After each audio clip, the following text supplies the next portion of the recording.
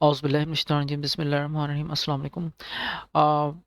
अभी हम जो है नेक्स्ट ईयर्स 14 की जो है सीरीज़ शुरू कर रहे हैं और ये जो सीरीज़ बेस करेगी ये पेनावर्स के जो है हमारे सिलेबस के मुताबिक हम इसको लेके चलेंगे, जो कि step by step Zia Khan साहब ने जो तरतीब दिया है। तो इसमें ही हम स्टेप ज़ीरो वन जो जैसे भी हम ये इसको कोशिश करेंगे कि हर स्टेप को एक दिन के अंदर कंप्लीट करें या एक से ज़्यादा स्टेप्स करें और इसको हम लेके चलें और कंप्लीट करें अकॉर्डिंग टू नेक्स्ट ईयर्स 14 के सिलेबस के मुताबिक। ठीक है, तो इसमें जो है हम सबसे पहले जो शुरू करेंगे, देखें एक तो है कि download and install node LTS version. अगर आपके पास नोड का एलटीएस वर्जन जो करंट एलटीएस वर्जन है वो इंस्टॉल नहीं है, तो आपने इसको ओपन करके करंट एलटीएस वर्जन जो है वो इंस्टॉल करना है, जो कि आप इस वक्त अवेलेबल है 20.9.0। हो सकता है इन फ्यूचर अगर आप इस वीडियो को देख रहे हो तो यहाँ पे कोई और जो जो भी होगा, आपने ये वाला जो LTS वर्जन है आपने ये इंस्टॉल करना है। आपने करंट वर्जन इंस्टॉल नहीं करना क्योंकि ये एक्सपेरिमेंटल वर्जन होता है, इसमें कोई ना कोई इशू आ सकते हैं। LTS का मतलब होता है लॉन्ग टर्म सपोर्ट, यानी कि इस वर्जन की लॉन्ग टर्म सपोर्ट है। तो आपने सबसे पहले ये इंस्टॉल करना है। अगर आपके पास इस वक्त पुराना वर्जन इंस्टॉल है तो आप इसको डाउनलोड करके इंस्टॉल करें। नेक्स्ट स्टेप जो है इसका उन्होंने बताया कि आपने VS कोड इंस्टॉल करना है। ठीक है, अगर आपके पास VS कोड इंस्टॉल नहीं है तो आप इसे डाउनलोड करके VS कोड को इंस्टॉल करेंगे। विंडोज़ 11 है तो विंडोज़ 11 या 10 और जो भी आपके पास है उसके मुताबिक आपने इसको यहाँ से क्लिक करके डाउनलोड करके इंस्टॉल करना है। ठीक है, अब वो कह रहे हैं कि check out the next years installation documents. तो हम नेक्स्ट ईयर्स की इंस्टॉलेशन डॉक्यूमेंट्स जो है इस वक्त, क्योंकि नेक्स्ट ईयर्स 14 है, तो ये उसको क्लिक करेंगे तो वो नेक्स्ट ईयर्स 14 की इंस्टॉलेशन डॉक्यूमेंट्स ही आएंगी। उसी आप ओपन करके यहाँ से आप जो है नेक्स्ट जो है अपना इंस्टॉल करेंगे। तो उस इंस्टॉलेशन के लिए हमने सबसे पहले तो अपना एक होम पे एक फोल्डर बना लिया नेक्स्ट ईयर्स 14 के नाम का। अच्छा, इसको हम ओपन करेंगे टर्मिनल में। अगर आपके पास टर्मिनल शो हो रहा है, अगर आपके पास इंस्टॉलेशन के बाद VS code open with VS code कर लेते हैं डायरेक्ट, यहाँ से आप उसे ओपन कर सकते हैं। VS कोड में आपने इसे ओपन करना है और VS कोड का जो टर्मिनल है वो आपने न्यू टर्मिनल को आपने यहाँ पे ओपन कर लेना है। ओके, तो इस टर्मिनल के अंदर आप ऑलरेडी उसी फोल्डर के अंदर होंगे जिसमें आपने ओपन किया था। यहाँ पे हम नई फाइल जो है वो जो वहाँ से अपनी कॉपी की थी, यहाँ से ये देखें create npx npx create next app latest, इसको हम कॉपी करेंगे और हम इस टर्मिनल में इसको पेस्ट कर देंगे। तो ये हमारी नेक्स्ट जेएस की जो है ऐप है वो उसको इंस्टॉलेशन कर देगा। ओके, तो it will take some time to start.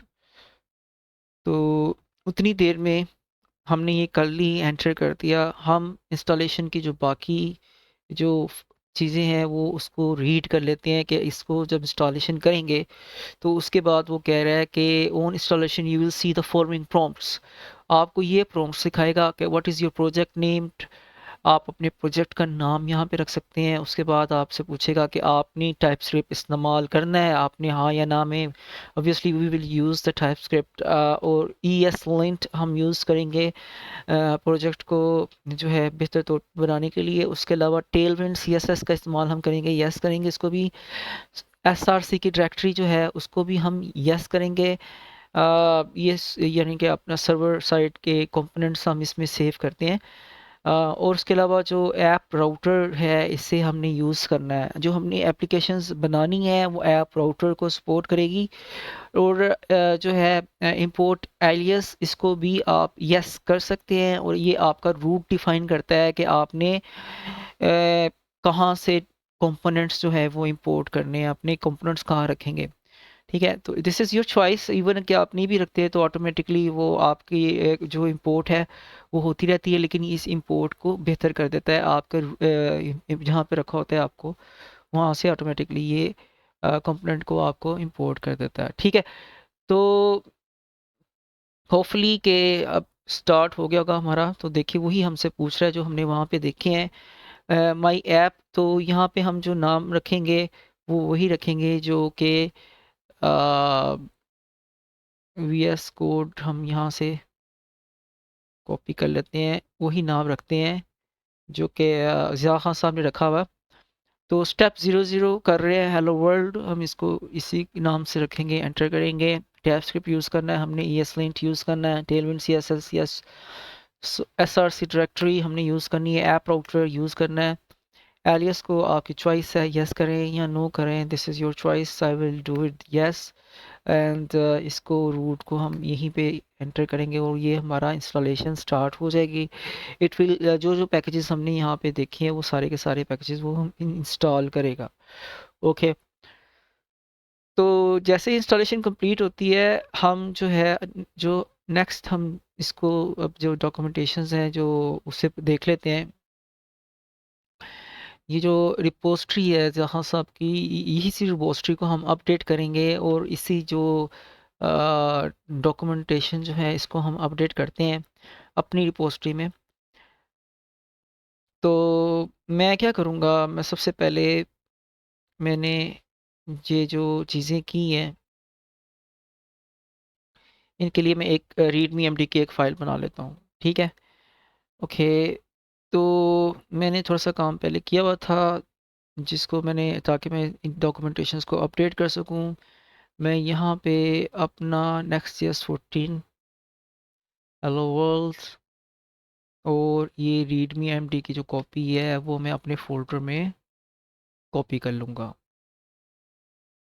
ठीक है, तो उसके अलावा हम इसे अपडेट करेंगे। सबसे पहले जो है वो वही फंक्शन जब हमने क्रिएट किया है वो बताया हुआ। उसके बाद आप कह रहे हैं कि you this will create the next JS project the app directory, define the routes and create UI and collocate the files such as the components, test, style sheets, read the following React documentation। अच्छा, वो React के जो essentials हैं उनको read करने के लिए हमें कह रहे हैं। तो जितनी देर में हमारी इंस्टॉलेशन होती है हम ये React की जो बिल्डिंग कंपोनेंट्स हैं ये हम ओपन कर रहे हैं। तो इसमें जो फंडामेंटल्स है ये नेक्स्ट के ऊपर ही रेंडरिंग के जो फंडामेंटल्स हैं वो बताए हुए हैं उन्होंने कि हम कैसे अपनी जो पेजेस है उसको कैसे रेंडर करते हैं। तो इसको आप गो थ्रू कर लेंगे। इसमें देखें user action, H T T P request क्या होती है, सर्वर कंपोनेंट्स क्या होते हैं, HTTP रिस्पॉन्सेज क्या होते हैं, क्लाइंट्स साइड क्या है, यूज़र एक्शंस क्या होते हैं, नेटवर्क बाउंड्रीज। ये जो है ये एक जो है रीडिंग आपका कह सकते हैं पोर्शन है। You need to read it, आपको थोड़ी सी हाउ नो होनी चाहिए कि रिएक्ट के जो कंपोनेंट है वो कैसे, रिएक्ट एसेंशियल कैसे काम करते हैं। ओके, हमारी इंस्टॉलेशन जैसे हो रही है वो कह रहे हैं कि in the app directory, in app directory के अंदर पेज डॉट txx की जो फाइल है, ठीक है, उससे इसमें जो भी चीज़ें लिखी हुई हैं प्रीवियस जो रिएक्ट के कंपोनेंट्स हैं उनको हम रिप्लेस कर देंगे following simple hello world component के साथ। अच्छा, रिएक्ट कंपोनेंट जो है वो क्या है, रिएक्ट इसके अंदर जो भी हमने चीज़ें अपने पेजेस के ऊपर रेंडर करनी है वो एक रिएक्ट एरो फंक्शन होगा। रिएक्ट का फंक्शन जो एरर कर रहा है जो क्या कर रहा है, एक्सपोर्ट डिफ़ॉल्ट फंक्शन होम को एक्सपोर्ट करेगा और वो हम रिटर्न करेंगे और रिटर्न में हमेशा हम HTML के जो GSX की सॉरी TSX की जो फाइल है, रिएक्ट कंपोनेंट की जो फाइल है जो कि एक हमें HTML रिटर्न करेगी। जैसे इन दिस केस डिफ के अंदर हमें हेलो वर्ल्ड रिटर्न करेगी। तो इसमें हम जितने भी पेजेस बनाएंगे वो हमें रिएक्ट एरो फंक्शन के ज़रिए हम बना सकते हैं। तो एक जो आपने एक्सटेंशन जो यूज़ करनी है इसके लिए, जो मोस्टली जो एक्सटेंशन यूज़ होती है उस एक्सटेंशन का नाम है ES7 plus, like ES7 plus. ठीक है, आपने ये वाली जो एक्सटेंशन है आप लिखेंगे ES7 प्लस तो आपको एक्सटेंशन आ जाएगी। ठीक है, ये वाली ES7 प्लस। ठीक है, ये एक्सटेंशन मैं ओपन करके दिखा देता हूँ। ये एक्सटेंशन मैंने इंस्टॉल की हुई है,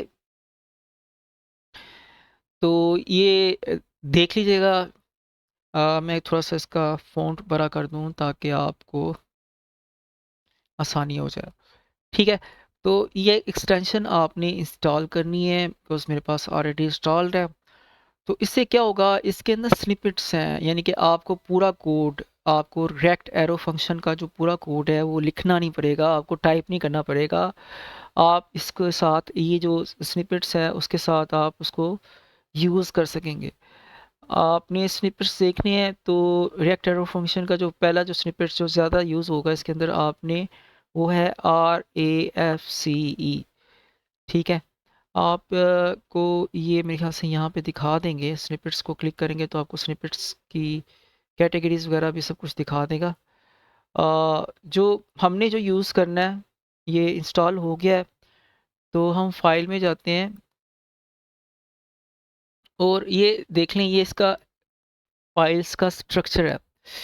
सबसे पहले तो ऊपर नोड मॉड्यूल्स हैं, जैसे आपने पहले नोड के प्रोजेक्ट्स बनाए हुए हैं। हम जो भी चीज़ इंस्टॉल करते हैं नोड का, वो नोड मॉड्यूल्स में की डायरेक्टरी में इंस्टॉल होता है। जैसे चॉक और इंक्वायरर वगैरह हमने इंस्टॉल किए थे तो वो नोड मॉड्यूल्स में इंस्टॉल होते हैं।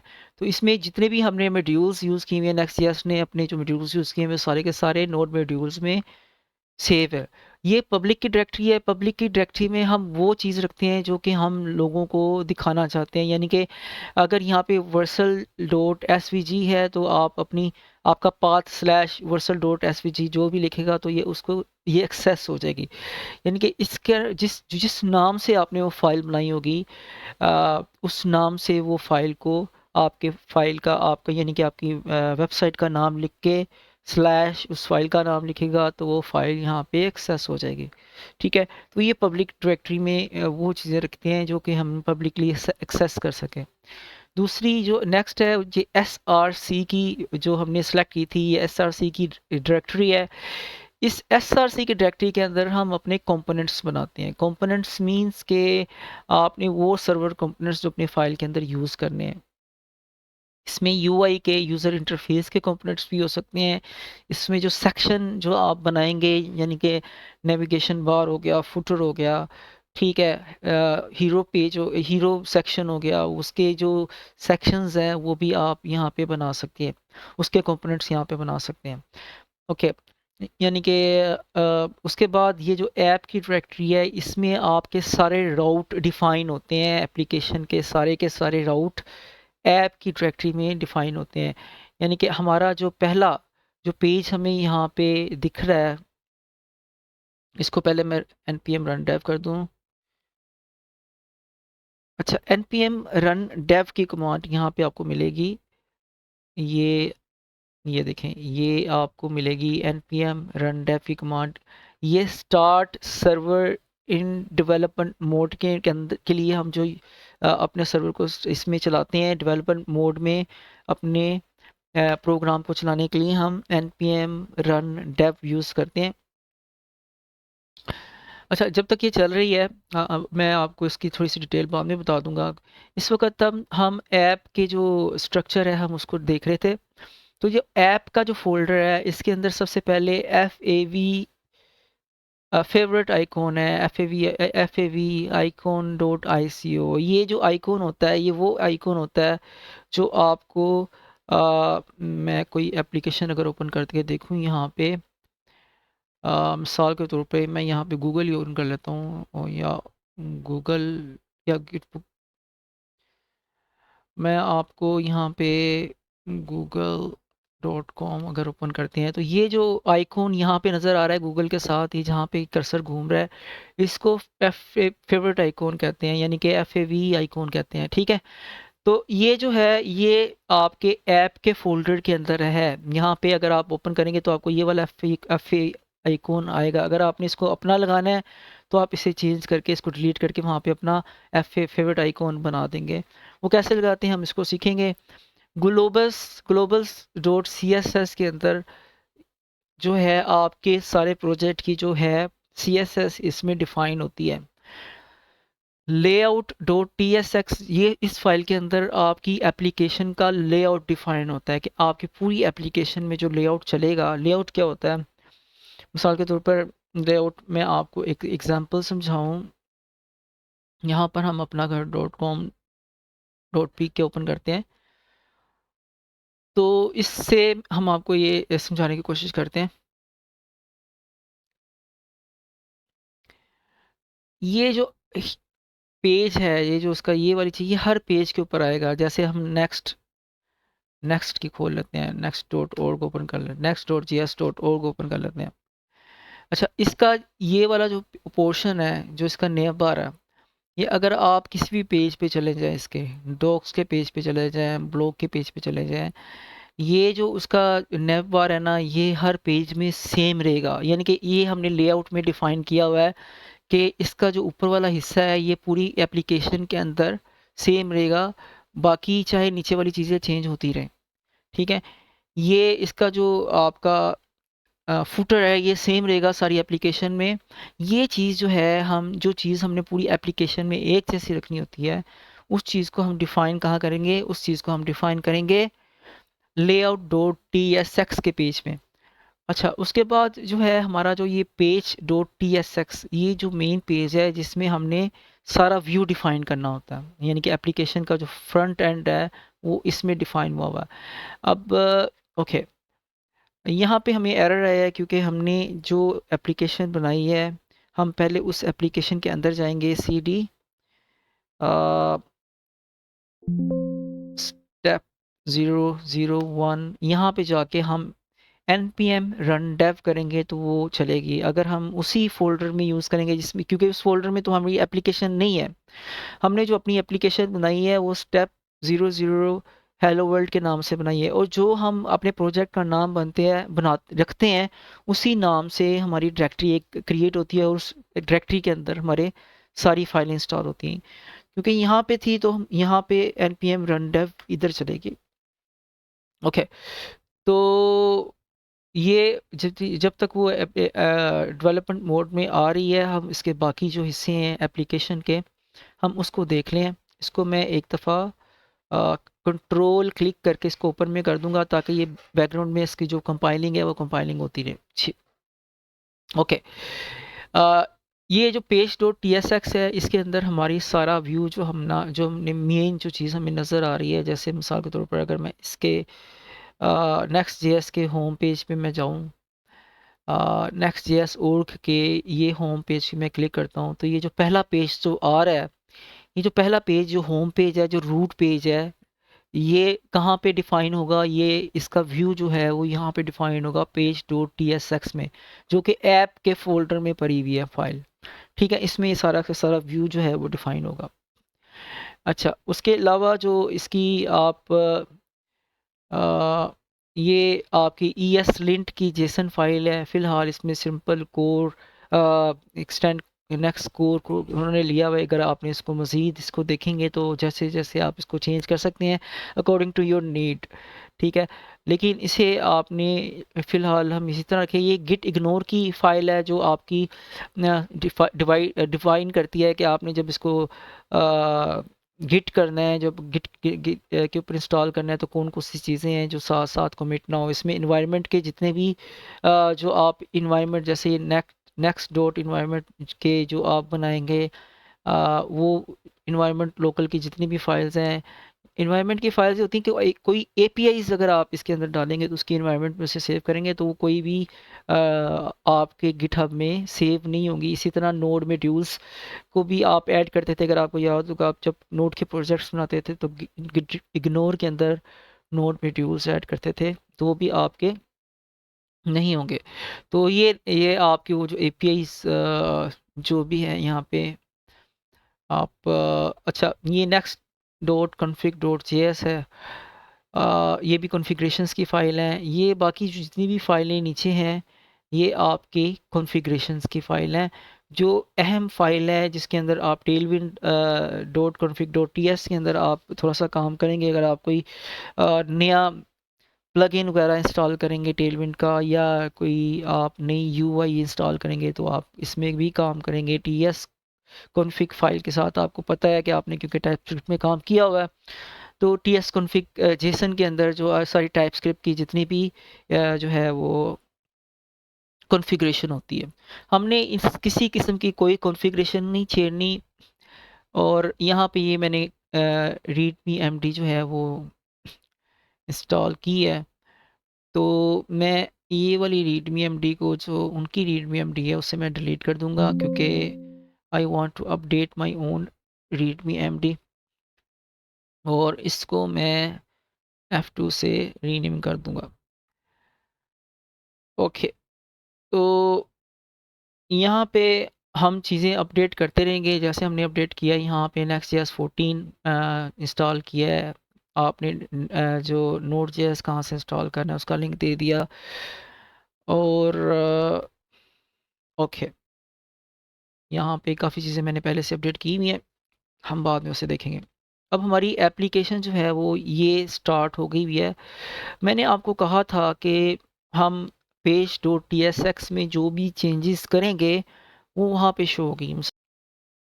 ऐप के पेज में आपने जो भी चेंजेस करनी है वो आपको फ़ौरन आपके व्यू में आ जाएगी। मिसाल के तौर पर मैं यहाँ पे जितना भी कोड है ये सारा डिलीट करके मैं यहाँ पे हेलो वर्ल्ड लिखना चाहूँ, तो मैं क्या करूँगा, ये मेन के दरमियान में जितना भी कोड लिखा हुआ है, जितनी भी डिव है, उनको मैं क्लोज़ करके इनको मैं डिलीट कर दूँगा। तो यहाँ पे मुझे आपको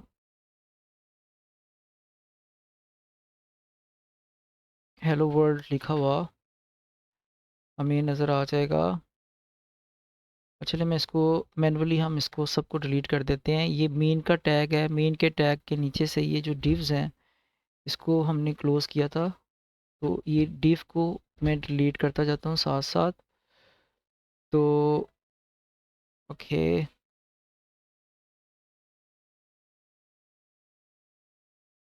तो नीचे वाला मेन का टैग और ऊपर वाला मेन का टैग जो है वो मैंने रहने दिया है। और इसके दरमियान में मैं लिख दूँगा हेलो वर्ल्ड। ठीक है, हेलो वर्ल्ड। ठीक है, तो ये जो हेलो वर्ल्ड है, अगर आप देखोगे अपनी एप्लीकेशन में जाके, तो यहाँ पे आपका ये हेलो वर्ल्ड लिखा आ गया। अच्छा, इसमें हमने इसका जो जो अ, इस फाइल में मौजूद जो भी इसका जो फिट सेटिंग्स थी वो हमने रखी, जो टेलविंड की जो सेटिंग्स थी वो हमने रखी हैं। अगर आप इसको कम्प्लीटली ख़त्म करना चाह रहे हैं तो आप इसको कम्प्लीटली ख़त्म कर सकते हैं।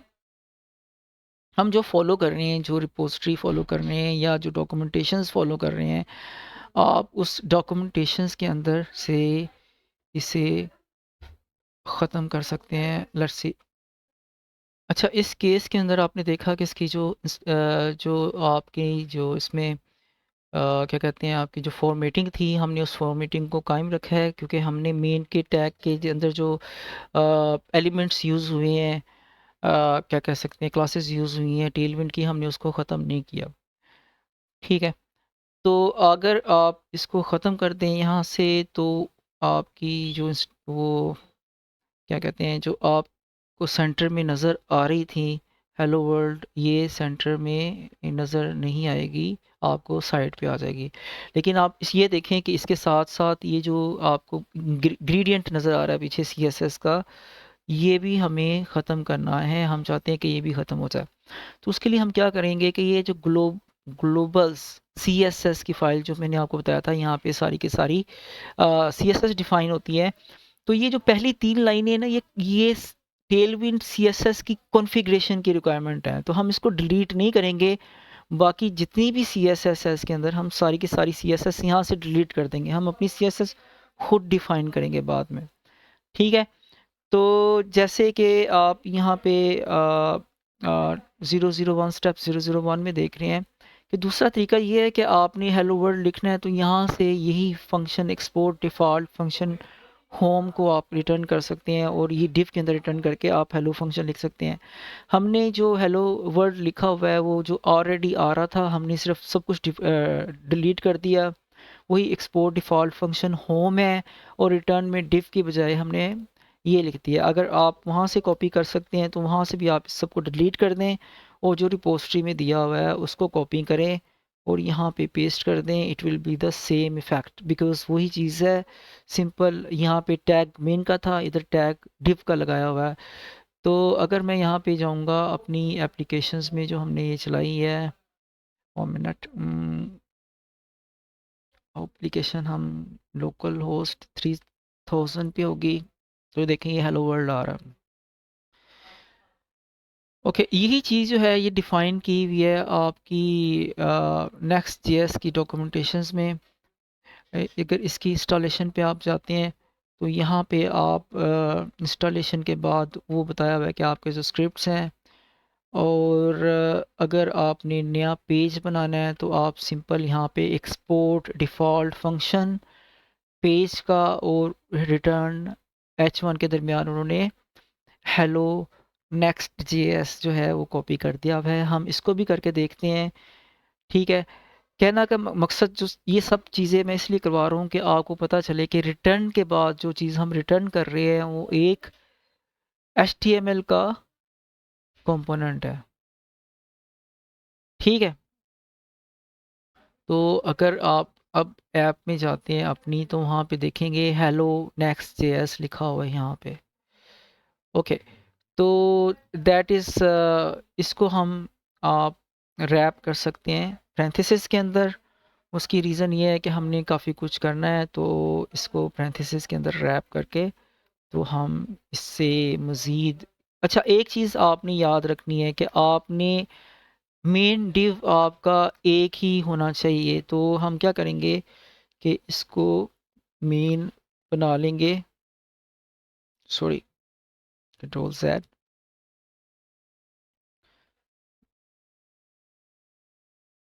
Main, okay. अब देखें ये एरर दे रहा है यहाँ पे क्योंकि एक इसके दो डिव्स जो है वो डिव बन गए हुए हैं। हमने एक ही रखना है, एक ही एलिमेंट ये रिटर्न करता है। तो हम इसे जब इस तरह लिखेंगे तो हम जितनी भी चीज़ें सारी के सारी मेन के अंदर हम उसे रैप करेंगे तो हमारा कभी एरर नहीं आएगा। हाँ, अगर मैं मेन के ऊपर एक और डिव बना लूँ या एक और कोई सेक्शन बना लूँ HTML का तो हमारे पेज के ऊपर एरर आएगा।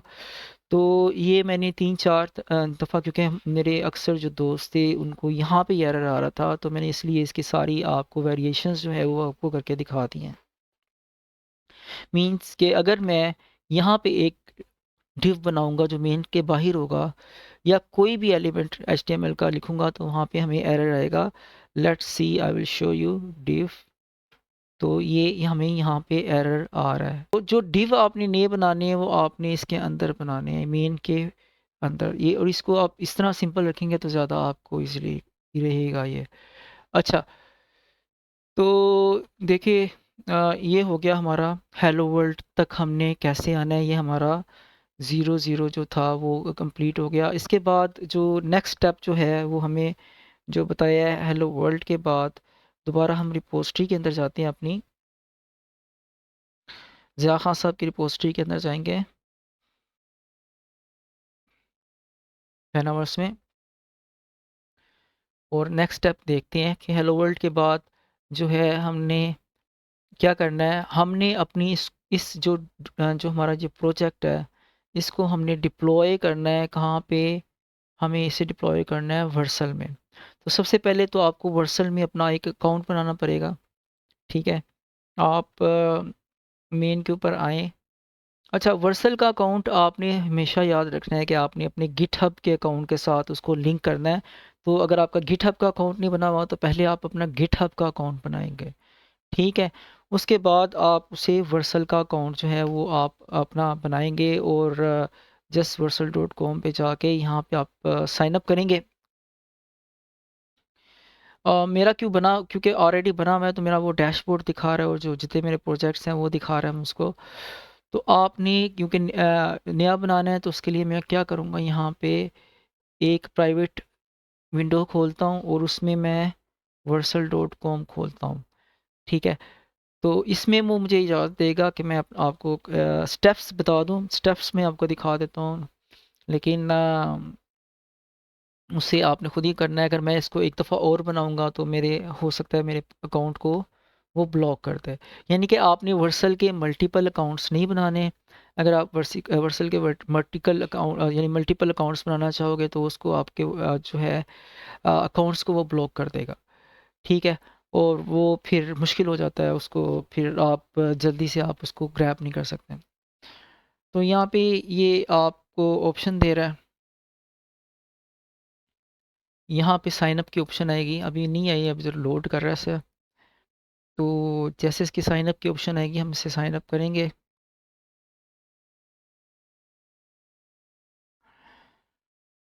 अच्छा, यहाँ पे वो देखें हमें जो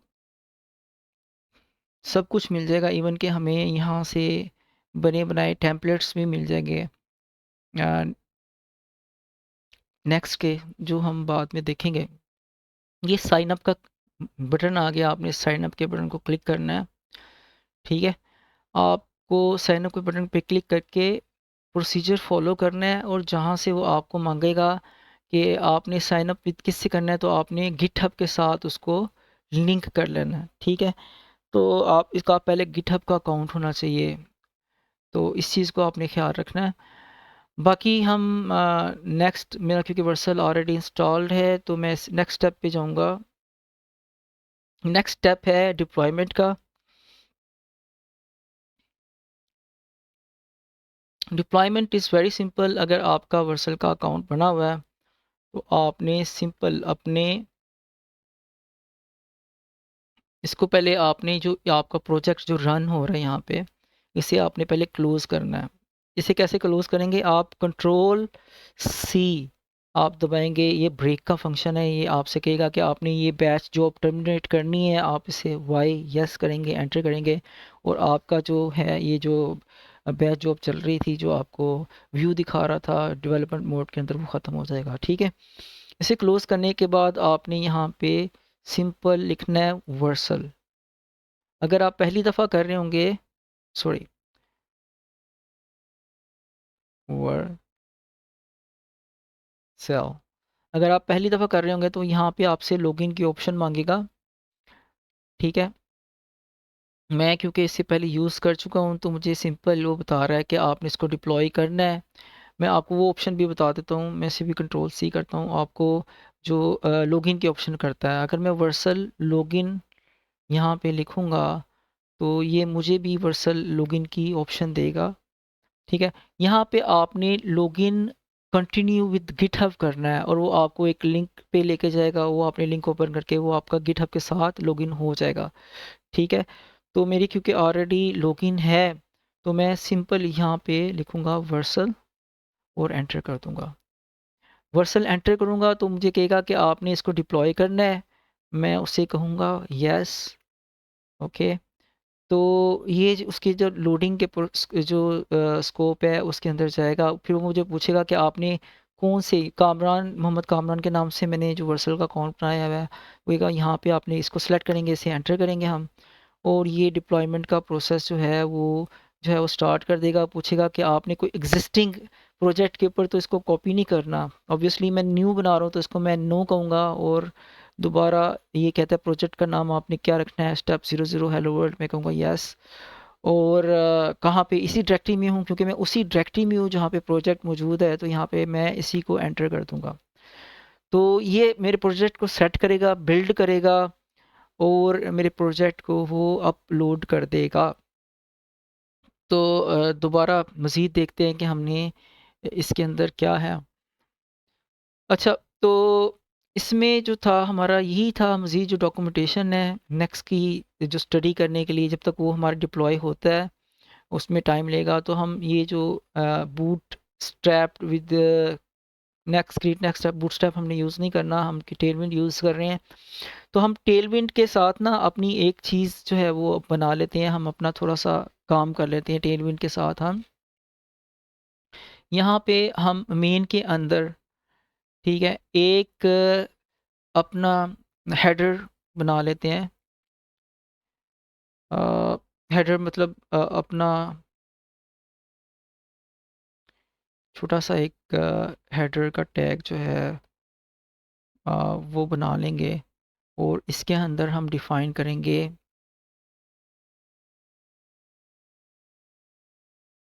अ,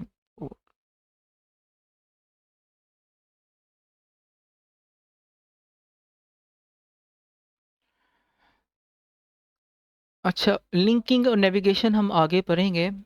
इसके अंदर सिर्फ़ और सिर्फ मैं वो डिफ़ाइन करना चाह रहा हूँ जो हम अपने पेजेस हम बनाएंगे इसके अंदर। मिसाल के तौर पर मैं अभी सिंपल इसे रखता हूँ, इसे मैं यहाँ पे एक कॉन्टैक्ट अस यानी कि एक होम का बना लिया, एक अबाउट का बना लिया, एक मैंने ब्लॉग का बना लिया, ठीक है, ब्लॉग, एक मैंने कॉन्टैक्ट अस का, ठीक है, okay, control Z, contact us का बना लिया पेज, और लॉगिन का बना लिया, ठीक है। ये पेजेस जो हम जो है नेक्स्ट में हम बनाएंगे, तो जस्ट फॉर कि हमने नेक्स्ट में क्या करेंगे, नेक्स्ट स्टेप में हम क्या करेंगे, तो मैंने वो जो चीज़ें हैं वो बना दी हैं आपको। अच्छा, अब मैं दोबारा जाऊंगा अपने कोड के ऊपर और चेक करूंगा कि मेरा डिप्लॉय हो रहा है। कुछ चीज़ें मांग रहा है, कह रहा है कि आपने मॉडिफाई सेटिंग करनी है, इसे मैं मॉडिफाई नहीं करना चाहता, सेम सेटिंग रखना चाह रहा हूँ मैं, इसे नो करूँगा। और बाकी ये से प्रोजेक्ट को बिल्ड कर रहा है, उसने ये भी बना दिया है। अच्छा, यहाँ पे उसने प्रीव्यू के लिए ये एक लिंक दिया है, वो ऑलरेडी हमारा प्रोजेक्ट ये वाला डिप्लॉय हो चुका हुआ है। हमने इसे ओपन करके व्यू करना है, तो हम इसे ओपन करके व्यू कर सकते हैं। तो आपका इस वक्त जो अभी आपने जो बनाया है वो प्रोजेक्ट देखें, उसने ये अपलोड कर दिया है, और ये प्रोजेक्ट हमें, ये लिंक आप किसी के साथ भी शेयर कर सकते हो, और वो इस लिंक के साथ दुनिया में कहीं भी आपका बना हुआ प्रोजेक्ट वो आपका देख सकता है। तो ये वर्सल के ऊपर डिप्लॉय करने का फ़ायदा ये होता है कि आप अपने क्लाइंट्स के साथ अच्छी तरह से आप उसे कोऑर्डिनेट कर सकते हैं। तो ये था हमारा स्टेप ज़ीरो ज़ीरो जो था। इंशाल्लाह ताला कल हम जो है स्टेप 01 नेक्स्ट स्टेप करेंगे, और इस स्टेप के मतलब आपको जो क्वेश्चन है वो प्लीज़ मुझे लिखिएगा कमेंट्स में, हम उसको डिस्कस करेंगे। तब के लिए अल्लाह हाफिज़, टेक केयर।